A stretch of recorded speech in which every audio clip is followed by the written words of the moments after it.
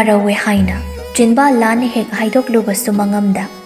Laifam khangde Pothage ngamde ingna Marshana lanchen bida utkiba Minungsi manba mataura Nungsi mit yengla Labna yengbada chamam na kraba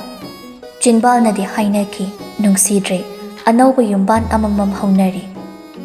Mit yeng na marolo na badudi Masu thamoy paluba Nungsi bahayruba na khangluri Maijak puriba thamoy lagta Ingna laikiba ngamba Yumban mara chetpadi Lanchen bi khaktani Terrace tuda Naitom lep tunu yengi Malangdo Angawba malangdo Martian su Nupiduna kaada layramdabana Magi kongul lirakpani Terrace da layrambada Manakta changshilak Samlang dubu thadori Maikai ondunu yenglakte Mitpham su soirakte Abema Engonda warobra Waroba haiba wahaido Iphamdagi lapkiba koire Waroradi hayo Marol thoktaba minabu Nungda phawribada Tamthokpa ngamlamgadrani yambo Marol leimale Hoi Ai Maru oiba watamak haiba haibini Itaw khudingso Haujikti latnabirani khangi Aina nang bulatnay haibade Ganana hairiba Wahang dumadi Jinba na pirakpa ngay bigyaning luno Nasana nasagi thamoy duda hangjaw Abema Pining na pirakpa mingthola Natraga Natawda Awat bayaw kinining ba nabu piriba mingkawra Nangay biyam thazadrabo Punchida Aina thazarudaba Nungsirudaba mina pirakpa chaynadi Aina chayna oina khallude Unkhattu na mangondagi hengi ningna hotna kiba ngaptani Yeknaba Kanagumba amatagi maramgisu Ay mittagi pitadri Nakoy na nawarawri ulakpa matawni Marsha nupidugi lengjumda Konboy kayboy tawduna Abema Soy kibi itaw karada Nang nawarawri khangi Nupidu tapna Nupadoy makhut inthoraktuna Soy krahayba wahay sidi Tawriba thabakta Khangdana tawbudani Nungayroy khangna khangna Nasani yana tawba thabakdudi Soy krahaybagi kanabasu thoyna layramoydrana khalli Yambunggi punchida Aibu opsana magam thamlakpagi ayabadi Nafamda pikhidriba haina khalli Ai kaidaw haibano Nangna warawriba nungaytrido koknaba Kaishu taw haiba natte Yumsida maw amo aibagi ithaw kaitana tawdunasu Yambung ibanigi maridi Mitopne haina khanasi Inak naksinabu hotnabiraklano Aina su hotnaroy Mayam sigi haurakphamdudi khangko Warawgi hairasu Asengba sidi khangko Asengba wahi kaya ama Yambunggi jinbaldagi tazakri Makha tabadi Warawba miyengdu themjinbada Tabiroy khanglasu Asengbadu madi hairi Caroline Marshall na cafe da ahumlak suba oina unaba numittuda Caroline na Paikhomba bu phabada Lexi henbigi khut yawe haibase Aina mayek sing na khanglabani Adugi maram sulay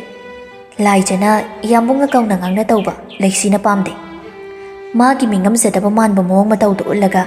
Yambung da semjin chazinduna Moidagi lapna laynaba Matam khuding hotnaki Aduga Hanasu khanglamgadra khanglamoydra haibada khangzadri Adubu Lexi henbigi mabung Sinattaba Tongan banupidabu lana ukiba yabasing Semjin chazinduna haijilli Marshansu wakal khanjanarabasu Pongpong sariba wari oibana Ningjing mangjing nabani Tainaphamsu sengna khangdabana Loinabi oina layriba mangonda da dainaki Aron athop haibadusu Akiba phawkhibani Adugi matung Namit nini humni laybaga Lanjenbina phone tawrakhibani Yambong Kay layre Ay wamta haisirana Kari oidaba ngangdabu watlige atopa Mamangi wasi ka manade Kayno hairo Lexi Amana phangi Lexi henbi Amana phangi Lexi henbi Mana noida kari kaiba tawrage Nakhoyna mangonda suyam yengsilisiba Aina hairiste hana tako Koina matam logano Phone da wari saba Ay sangde Atopa thabak mayam ama layri Yambong ꯃꯤꯡꯒꯧꯗ ꯀꯧꯕꯒꯤ ꯅꯪꯉꯣꯟꯗ ꯀꯩ right ꯂꯩꯔꯤꯒꯦ? ꯀꯦꯔꯣꯂꯤꯟꯗꯣ ꯑꯩꯈꯣꯏꯗ ꯂꯥꯛꯑꯝꯃꯤ꯫ ꯃꯥꯗꯤ ꯀꯩꯒꯤ? ꯀꯩꯒꯨꯝꯕ ꯃꯥꯅ ꯂꯩꯁꯤꯍꯟꯕꯤꯒꯤ ꯃꯔꯝꯗ ꯐꯠꯇꯕ ꯍꯥꯏꯔꯛꯂꯕꯗꯤ ꯂꯧꯒꯅꯨ꯫ ꯏꯃꯨꯡꯗꯣ ꯀꯥꯏꯅꯕ ꯍꯣꯠꯅꯕ ꯁꯤꯜꯂꯛꯂꯕꯗꯤ ꯃꯥꯅꯅꯤ ꯈꯪꯉꯣ꯫ ꯂꯟꯆꯦꯟꯕꯤꯅ ꯀꯦꯔꯣꯂꯤꯟꯅ ꯍꯥꯏꯔꯝꯕ ꯈꯨꯗꯤꯡ ꯇꯝꯂꯛꯄ ꯑꯗꯨꯒꯤ ꯃꯇꯨꯡ ꯃꯈꯣꯏ ꯑꯅꯤ ꯊꯦꯡꯅꯕ ꯑꯗꯨꯒꯤ ꯉꯁꯤꯒꯤ ꯊꯧꯗꯣꯛ ꯃꯌꯥꯝꯁꯤꯒꯤ ꯋꯥꯔꯤ ꯄꯨꯝꯕ ꯇꯝꯃꯤ꯫ ꯑꯗꯨꯕꯨ ꯋꯥꯔꯧꯕꯅ ꯊꯟꯈ꯭ꯔꯕ ꯊꯃꯣꯏꯅꯤ ꯃꯄꯨꯔꯣꯏꯕꯒꯤ ꯃꯈꯥ ꯇꯥꯕ ꯋꯥꯍꯩ ꯇꯥꯔꯝꯗ ꯃꯈꯥ ꯀꯨꯝꯈ꯭ꯔꯦ꯫ ꯊꯦꯝꯖꯤꯟꯕꯁꯨ ꯉꯝꯍꯧꯗ ꯏꯉꯥꯎ ꯉꯥꯎꯔꯤ ꯅꯨꯄꯥꯗꯣ꯫ ꯔꯣꯃꯤꯇꯥꯁꯇꯨ ꯂꯥꯛꯇꯨꯅ ꯂꯩꯔꯝꯃꯤ꯫ ꯁꯤꯟꯊꯥꯒ ꯂꯣꯏꯅꯅ ꯀꯤꯆꯟꯗ ꯄꯤꯖꯥ ꯁꯦꯝꯂꯝꯃꯤ꯫ ꯑꯋꯥꯕ ꯃꯈꯜ ꯈꯦꯠꯅꯔꯕꯁꯨ ꯊꯃꯣꯏꯗ ꯐꯥꯎꯔꯤꯕ ꯅꯨꯡꯉꯥꯏꯇꯕꯗꯤ ꯃꯥꯟꯅꯩ꯫ ꯂꯩꯁꯤꯍꯦꯟꯕꯤꯅ ꯀꯩꯀꯩ ꯋꯥꯠꯂꯤꯒꯦ ꯇꯧꯗꯧꯕ ꯁꯤꯟꯊꯥ? ꯏꯅꯝꯃ ꯀꯩꯗꯧꯔꯛꯈꯣꯒꯦ? ꯌꯥꯔꯦꯗ ꯂꯣꯏꯗꯣꯔꯦ꯫ ꯔꯣꯃꯤꯇꯥ ꯅꯪꯗꯤ ꯉꯁꯤꯁꯤꯗ ꯂꯩꯗꯣꯏꯔꯥ? ꯌꯨꯝꯗꯒ ꯍꯥꯏꯔꯝꯕ꯭ꯔꯣ? ꯍꯣꯏ ꯍꯥꯏꯔꯝꯃꯤ ꯏꯅꯝꯃ, ꯍꯌꯦꯡ ꯑꯣꯏꯅ ꯍꯜꯂꯒꯦ꯫ ꯐꯔꯦ ꯐꯔꯦ ꯂꯩꯃꯤꯟꯅꯔꯣ꯫ ꯏꯅꯝꯃꯁꯨ ꯑꯇꯩ ꯊꯕꯛ ꯑꯝꯇ ꯂꯣꯏꯁꯤꯜꯂꯨꯒꯦ꯫ ꯋꯥꯍꯩꯁꯦ ꯍꯥꯏꯔꯝꯗꯨꯅ ꯂꯩꯁꯤꯍꯦꯟꯕꯤꯁꯨ ꯊꯣꯛꯈ꯭ꯔꯦ꯫ ꯂꯩꯁꯤꯍꯦꯟꯕꯤꯅ ꯊꯣꯛꯈꯤꯕꯒ ꯔꯣꯃꯤꯇꯥꯅ ꯁꯤꯟꯊꯥꯕꯨ ꯊꯦꯝꯖꯤꯟꯕꯤ꯫ ꯁꯤꯟꯊꯥꯅ ꯔꯣꯃꯤꯇꯥ ꯑꯩꯅ ꯂꯧꯔꯤꯕ ꯐꯤꯔꯦꯞꯁꯦ ꯍꯣꯡꯂꯔꯣꯏ ꯈꯜꯂꯤ꯫ ꯌꯨꯝꯗ ꯂꯩꯕꯁꯨ ꯏꯀꯥꯏꯖꯩ꯫ ꯅꯪꯒꯤ ꯑꯄꯥꯝꯕꯗ ꯑꯩꯅ ꯌꯥꯔꯣꯏ ꯍꯥꯏꯅ ꯐꯠ ꯍꯦꯛꯇ ꯊꯤꯡꯖꯤꯟꯕꯗꯤ ꯅꯠꯇꯦ꯫ ꯑꯗꯣ ꯅꯨꯄꯥ ꯍꯥꯏꯁꯤꯗꯤ ꯅꯨꯄꯥꯅꯤ꯫ ꯀꯅꯥꯅ ꯈꯪꯅꯤ ꯃꯥꯒꯤꯁꯨ ꯅꯪꯉꯣꯟꯗ ꯍꯥꯏꯗꯣꯛꯄ ꯌꯥꯗꯕ ꯄ꯭ꯔꯣꯕ꯭ꯂꯦꯝ ꯑꯃ ꯐꯦꯁ ꯇꯧꯔꯝꯕꯁꯨ꯫ ꯍꯥꯊꯨꯅ ꯐꯤꯔꯦꯞ ꯂꯧꯒꯅꯨ꯫ ꯅꯨꯄꯤ ꯅꯪꯅ ꯈꯔ ꯍꯜꯂꯣ꯫ ꯁꯤ ꯍꯥꯏꯌꯦꯅ ꯅꯪꯅ ꯍꯥꯏꯖꯧ ꯍꯥꯏꯕ ꯅꯠꯇꯦ꯫ ꯁꯤꯗ ꯃꯇꯝ ꯈꯔ ꯂꯩꯔꯒ ꯃꯥꯒꯤ ꯃꯑꯣꯡꯗꯣ ꯌꯦꯡꯊꯣꯛꯈꯣ ꯍꯥꯏꯕꯅꯤ꯫ ꯌꯥꯗ ꯌꯥꯗ꯭ꯔꯒꯅ ꯌꯥꯗꯕꯩ ꯊꯕꯛꯇꯣ ꯈꯟꯅꯕ ꯇꯥꯔꯦꯗꯅ꯫ ꯃꯥꯁꯨ ꯍꯥꯏꯕꯩ ꯋꯥꯅꯤ, ꯅꯪ ꯅꯠꯇꯅ ꯀꯅꯥꯝ ꯈꯪꯅꯔꯝꯃꯣꯏ ꯏꯕꯦꯝꯃ꯫ ꯔꯣꯃꯤꯇꯥ ꯅꯨꯄꯤꯒꯤ ꯄꯨꯟꯁꯤꯁꯦ ꯀꯌꯥꯝ ꯂꯨꯏ ꯍꯥꯏꯕ ꯑꯩ ꯉꯁꯤꯗꯤ ꯃꯌꯦꯛ ꯁꯦꯡꯅ ꯈꯪꯉꯤ꯫ ꯂꯥꯞꯅꯔꯁꯨ ꯀꯥꯏꯅꯔꯁꯨ ꯌꯥꯔꯦ ꯍꯥꯏꯅ ꯏꯀꯣꯝ ꯀꯣꯝꯅ ꯂꯩꯖꯗꯧꯁꯨ ꯍꯥꯏꯕ ꯏꯟꯗꯕꯤ ꯑꯣꯏꯔꯨꯗꯨꯅ ꯈꯠꯂꯤ ꯈꯠꯂꯤ ꯆꯦꯟꯁꯤꯜꯂꯣꯏ꯫ ꯍꯧꯖꯤꯛꯇꯤ ꯆꯦꯜꯂꯨꯔꯦ ꯍꯥꯏꯕ ꯃꯤꯡꯊꯣꯜꯁꯤꯅ ꯏꯈꯣꯡ ꯏꯈꯨꯠꯁꯦ ꯇꯧꯒꯗꯕ ꯊꯕꯛ ꯊꯧꯔꯝ ꯀꯌꯥꯗ ꯐꯥꯖꯤꯟ ꯄꯨꯟꯁꯤꯟꯗꯨꯅ ꯊꯝꯕꯗꯧꯅ ꯇꯧꯏ꯫ ꯆꯤꯟꯗ ꯆꯠꯅꯕꯤꯗꯤ ꯑꯩꯈꯣꯏꯅ ꯁꯦꯝꯕꯅꯤ ꯍꯥꯏꯔꯕꯁꯨ ꯋꯥꯈꯜꯗ ꯑꯀꯤꯕ ꯂꯣꯏꯅꯔꯛꯏ꯫ ꯗꯥꯂꯣꯌꯥꯗꯣ ꯀꯥ ꯍꯦꯟꯅ ꯐꯠꯇꯕ ꯃꯤꯗꯤ ꯅꯠꯇꯦ꯫ ꯑꯩ ꯃꯥꯒꯤ ꯃꯤꯆꯪꯒꯤ ꯋꯥ ꯅꯠꯇꯦ꯫ ꯅꯪꯒꯤ ꯄꯨꯟꯁꯤꯒꯤꯗꯃꯛ ꯈꯜꯂꯒ ꯍꯟꯗꯛ ꯈꯛꯇꯤ ꯅꯪꯁꯨ ꯇꯞꯊꯔꯣ꯫ ꯑꯩ ꯀꯣꯛ ꯌꯥꯝ ꯁꯥꯔꯦ꯫ ꯏꯊꯟꯇ ꯆꯤꯛꯅ ꯂꯩꯅꯤꯡꯉꯤ꯫ ꯅꯪ ꯇꯁꯦꯡꯅ ꯗꯥꯂꯣꯌꯥꯒ ꯂꯥꯞꯅꯒꯦꯅ ꯈꯜꯂꯕ꯭ꯔꯣ? ꯈꯪꯗꯦ꯫ ꯑꯩꯒꯤ ꯋꯥꯗꯤ ꯁꯤꯟꯊꯥ, ꯁꯨꯝ ꯅꯊꯟꯇ ꯋꯥꯔꯒ ꯋꯥꯈꯜ ꯆꯔꯥꯡꯅ ꯂꯩꯗꯧ ꯃꯍꯨꯠ ꯗꯥꯂꯣꯌꯥꯒ ꯑꯃꯨꯛꯇꯪ ꯊꯦꯡꯅꯔꯒ ꯑꯄꯥꯝ ꯄꯥꯝꯗ ꯍꯥꯏꯅꯊꯣꯛꯎ꯫ ꯑꯗꯨꯒꯤ ꯃꯇꯨꯡ ꯆꯠꯄꯨ ꯆꯠꯂꯦ ꯆꯠꯄꯨ ꯆꯠꯇ꯭ꯔꯦ꯫ ꯁꯤꯟꯊꯥ ꯁꯤꯒꯤ ꯍꯤꯔꯝꯁꯤꯗꯗꯤ ꯅꯪꯅ ꯍꯣꯠꯅꯗꯅ ꯀꯅꯥꯅꯁꯨ ꯅꯪꯒꯤ ꯍꯣꯠꯅꯔꯛꯎꯏ꯫ ꯗꯥꯂꯣꯌꯥꯒ ꯅꯛꯅꯒꯦ ꯂꯥꯞꯅꯒꯦ ꯅꯪꯒꯤ ꯈꯨꯠꯇ ꯂꯩꯔꯕꯅꯤ꯫ ꯊꯃꯣꯏꯗꯨꯅ ꯅꯨꯡꯁꯤꯔꯤꯕ ꯃꯤꯁꯛꯅꯤ꯫ ꯀꯔꯤꯒꯤ ꯂꯥꯞꯊꯣꯛꯅꯤꯡꯒꯅꯤ? ꯈꯜꯂꯤꯕꯅꯤ ꯋꯥꯈꯜ ꯀꯌꯥ ꯑꯃ꯫ ꯀꯥꯏꯅꯕ ꯍꯥꯏꯕꯗꯣ ꯑꯣꯏꯈꯤꯗꯅꯕ꯫ ꯔꯣꯃꯤꯇꯥꯒꯤ ꯋꯥꯍꯩ ꯈꯔꯗꯨꯅ ꯊꯧꯅꯥ ꯑꯣꯏꯔꯗꯨꯅ ꯀꯣꯜ ꯇꯧꯏ ꯊꯤꯟꯊꯥꯗ꯫ ꯑꯣꯞ ꯍꯥꯡꯗꯨꯅ ꯂꯣꯌꯥꯒꯤ ꯅꯝꯕꯔꯗꯨꯗ꯫ ꯂꯣꯌꯥꯁꯨ ꯂꯥꯛꯂꯤꯕ ꯐꯣꯟꯗꯣ ꯈꯪꯂꯕꯁꯨ ꯄꯥꯏꯗꯦ꯫ ꯑꯅꯤꯔꯛ ꯍꯟꯅ ꯇꯧꯔꯛꯄꯗ ꯄꯥꯏꯒꯦ ꯈꯜꯂꯤ꯫ ꯋꯥꯔꯧꯔꯤꯅꯤ ꯅꯨꯄꯥ ꯃꯥꯅꯁꯨ ꯌꯥꯝꯅꯒ꯫ ꯑꯗꯨꯕꯨ ꯁꯤꯟꯊꯥꯁꯨ ꯁꯤꯟꯊꯥꯅꯤ꯫ ꯑꯃꯨꯔꯛꯇꯩ ꯍꯦꯟꯅ ꯇꯧꯗꯦ꯫ ꯂꯣꯌꯥꯁꯨ ꯅꯨꯄꯤꯗꯨꯅ ꯉꯝꯍꯜꯂꯣꯏ ꯈꯟꯅ ꯃꯨꯛꯂꯤꯕꯅꯤ꯫ ꯁꯤꯟꯊꯥꯗꯣ ꯃꯊꯧ ꯆꯤꯟꯕ ꯅꯨꯄꯥꯅꯤ꯫ ꯅꯤꯡꯁꯤꯡꯂꯛꯄꯗ ꯑꯅꯤꯔꯛ ꯍꯟꯅꯗꯤ ꯇꯧꯗꯅ ꯃꯦꯁꯦꯖ ꯑꯣꯏꯅ ꯏꯗꯨꯅ ꯊꯥꯏ꯫ ꯇꯃꯆꯥ ꯑꯩ ꯅꯪꯒ ꯋꯥꯔꯤ ꯑꯝꯇ ꯁꯥꯕ ꯄꯥꯝꯃꯤ꯫ ꯁꯤꯟꯗꯤ ꯇꯧꯏ, ꯔꯤꯄ꯭ꯂꯥꯏꯗꯤ ꯍꯜꯂꯛꯇꯦ꯫ ꯅꯨꯄꯥ ꯃꯥꯅ ꯑꯗꯨꯝꯅ ꯇꯧꯔꯛꯄꯗꯨꯗꯗꯤ ꯁꯤꯟꯊꯥꯁꯨ ꯃꯁꯥꯗ ꯂꯩꯔꯤꯕ ꯅꯥꯄꯜꯗꯨꯅ ꯍꯦꯜꯂꯤꯕ꯭ꯔꯥ ꯅꯠꯇ꯭ꯔꯒ ꯀꯔꯤꯅꯣ ꯈꯪꯗꯦ꯫ ꯊꯥꯈꯤꯕ ꯃꯦꯁꯦꯖꯇꯣ ꯗꯤꯂꯦꯠ ꯐꯣꯔ ꯑꯦꯚ꯭ꯔꯤꯋꯥꯟꯗ ꯅꯝꯗꯨꯅ ꯌꯥꯝꯅ ꯊꯨꯅ ꯀꯛꯊꯠꯂꯤ꯫ ꯃꯤꯅꯠ 10ꯃꯨꯛꯀꯤ ꯃꯇꯨꯡꯅꯤ ꯅꯨꯄꯥꯗꯨꯏ ꯃꯦꯁꯦꯖ ꯑꯃ ꯂꯥꯛꯏ꯫ ꯍꯌꯦꯡ ꯄꯨꯡ 10ꯗ ꯑꯩꯅ ꯍꯦꯛ ꯍꯦꯛ ꯄꯨꯕ ꯑꯩꯈꯣꯏ ꯑꯅꯤꯒꯤ ꯎꯅꯐꯝꯗꯨꯗ ꯂꯥꯛꯑꯣ꯫ ꯅꯪꯒꯤ ꯅꯄꯣꯠ ꯅꯆꯩꯁꯤꯡꯁꯤ ꯄꯤꯒꯦ꯫ ꯊꯃꯣꯏ ꯃꯩꯆꯥꯛꯇꯣ ꯈꯔꯗ ꯑꯣꯏꯔꯁꯨ ꯍꯟꯊꯈꯤꯒꯗ꯭ꯔꯥ ꯈꯟꯅ ꯄꯥꯎ ꯐꯥꯎꯅꯕ ꯄꯥꯝꯕꯩ ꯊꯤꯔꯨꯕꯗꯤ ꯑꯁꯣꯛꯄꯗ ꯊꯨꯝ ꯆꯥꯏꯁꯤꯜꯂꯛꯄꯒꯨꯝ ꯊꯣꯛꯈ꯭ꯔꯦ꯫ ꯃꯦꯁꯦꯖꯇꯣ ꯎꯕꯗ ꯁꯤꯟꯊꯥ ꯃꯁꯥꯗꯨ ꯏꯐꯨꯟ ꯐꯨꯟꯒꯠꯂꯛꯏ꯫ ꯃꯄꯤ ꯏꯔꯥꯗꯤ ꯆꯦꯟꯗꯦ꯫ ꯇꯔꯪ ꯑꯃꯗꯤ ꯏꯆꯠ ꯆꯠꯂꯤ꯫ ꯔꯣꯃꯤꯇꯥꯁꯨ ꯎꯔꯦ ꯊꯥꯔꯛꯂꯤꯕ ꯃꯦꯁꯦꯖꯇꯣ꯫ ꯁꯣꯝꯗꯅ ꯀꯝꯗꯧꯔꯤ? ꯑꯆꯨꯝꯕ ꯃꯥꯒꯤ ꯃꯥꯌꯣꯛꯇ ꯑꯔꯥꯟꯕꯅ ꯀꯌꯥꯝ ꯀꯨꯏꯅ ꯂꯦꯞꯄ ꯉꯝꯒꯅꯤ? Caroline makokne haina taglakhiba nupado chingkhongda sina phangle haiba pausina leibak sara sankhre amadi mana tawjakhiba fattaba singduna case file tawduna thijin humjin basu tawkhidre miyoi bana warak pangamdaba laina warak pani khanakre lai saglot panupa ama leblei ICU mamangduda soli machinda yamna sonthangnana ima nayana matik chadaba oirubana ima bu senaba songamautre lai jagi lekhun suliba phangtre laman khomning bana ngauraba thawaisina nakhoida chaitheng pi khiba miyoi singda laman khomduna so thawai oi khanjabi nakhoi ani bu kan badi ngamkhidre mathang matam chana adubu na chana ngasi wasakle mafam sida lai jabu aina soidana putuna lakani ima bu hawdu khankani matam du phaude ima mafam sida gi lengdana pothabiramako ningam da sinthari mitlu pirang oirambatai paikhomba aduga mirot oiribana karigi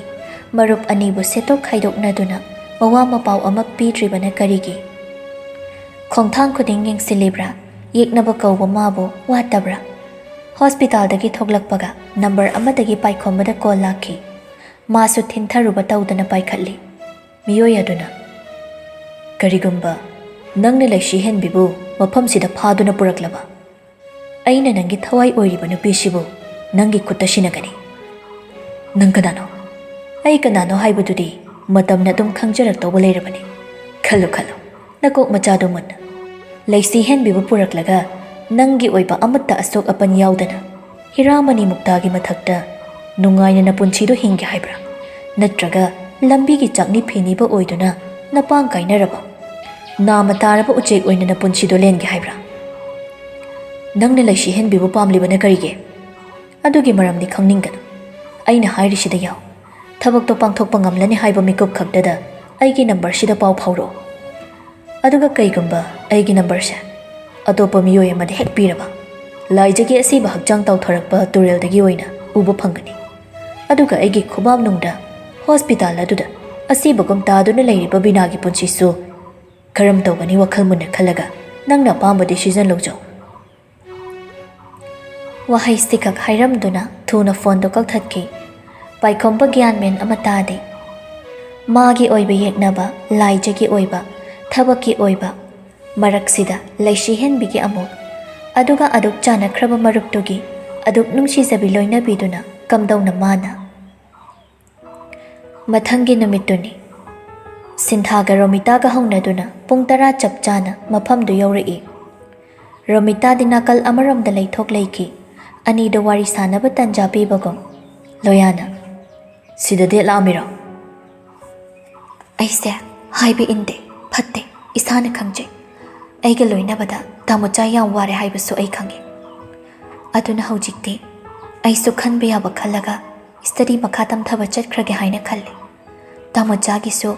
wakhal chanabi ama yengkhibada aina phamda waro basu thamlaroi yechu yelo ai aigi pendabadi nang hanglaroi khalabra hangkhidabra ne aiba kari maram gi sigumba phirepse nang ne loge khalakpano khanbagi matam su helabra haina khalle aina asuk thazakhiba nungsina sinakhiba asum hek inthokpirakani di ai thazakhidabani adubu kaisu kaide kaimta kaide ado pochai du kadaino khangde thu namak adai pakhum ama wahang ama laitrabagum aroibe wahang dugi pakhum duma khakpirai waraure phagi phagi dagi sinthado tasengna loyabo thamoiduna warokre ai chatlage thamocha ngasi uhaliba saktam sinaso nafamda uhanba aroiba saktam uhen bangam chake mamangda aina soikiba mayam yawkhrabaso apangbi anghawbine khalaga ngakbiyo janapam khangdaba pochingda mai thadona manghan bikro aibu miraira suyare kainara suyare khalise karamba nupa leirage nupa wate shineba ha hairidu onari adudi nasana nasada hangjadawba wahang oiramgani khangi nangidi nupa marangkai